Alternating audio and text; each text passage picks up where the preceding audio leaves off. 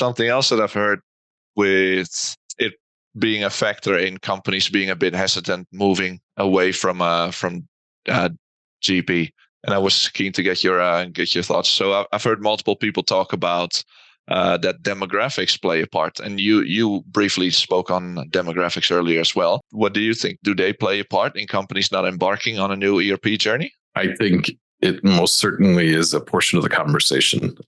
Great Plains, having started in the 80s and then transitioning to Microsoft and then living in the space for the last 30 years, there are some people who have been in the space who have built their careers around Great Plains. There, to that point, at the broader scale, there are companies that are very dependent on Great Plains as a solution.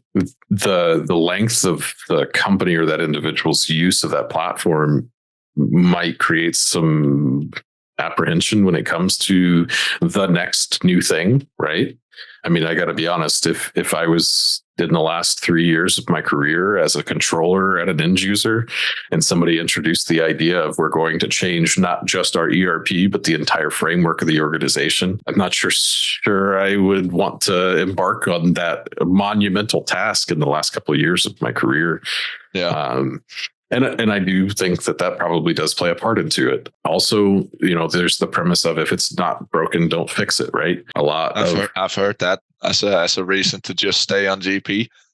Yeah. And to be honest, not every client should migrate off of Great Plains or any, legacy ERP if it really is truly working for them. We would definitely want to have the conversation around what that looks like, right?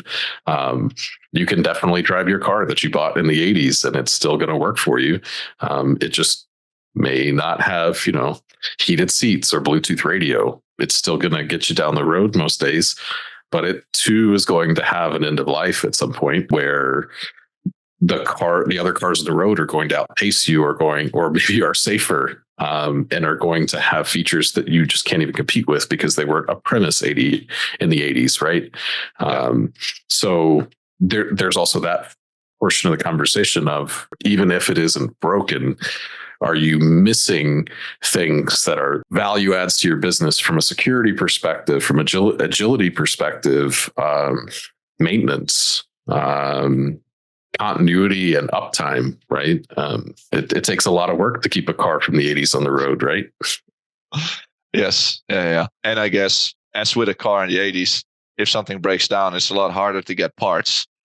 Exactly. If someone wants to keep GP up and running, there's going to come a point in time where it's hard to find people that are able to fix the issues or keep supporting it. Because everyone's moved away to something else. Yeah, there's a reason a lot of companies and in some cases the government have had to get off COBOL and Fortran, and it has less to do with the product doesn't work and more of the workforce doesn't have people within the space to be able to support it.